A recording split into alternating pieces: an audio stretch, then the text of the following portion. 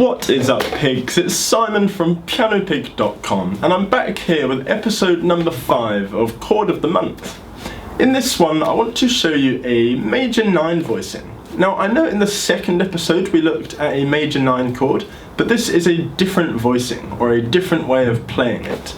And just so you know, this is how it sounds. So let's get straight into it.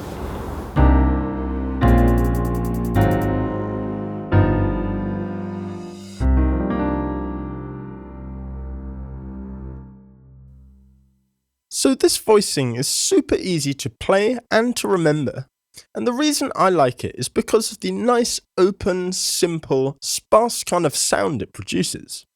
So in the key of E flat major, here it is. All we've got here is the root, major 3rd, major 7th, and the 9th up at the top.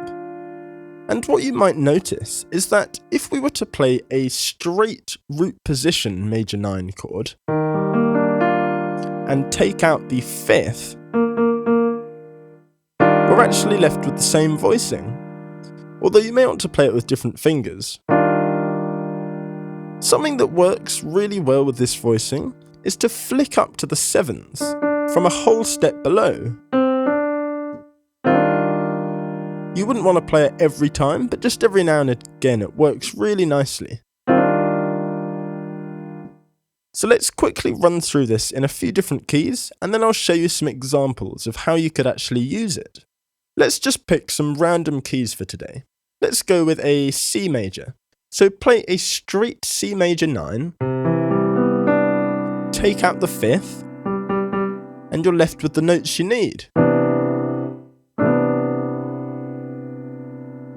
And again, in G major, play the major 9, take out the 5th, and you're left with the notes you need. D major,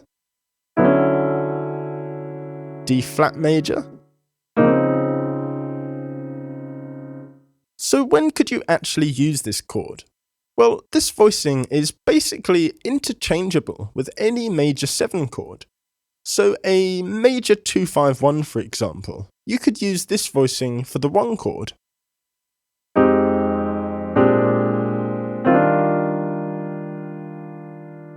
And I've also found this chord works really well in neo-soul type situations. If I switch over to a Rhodes and just play around with that voicing,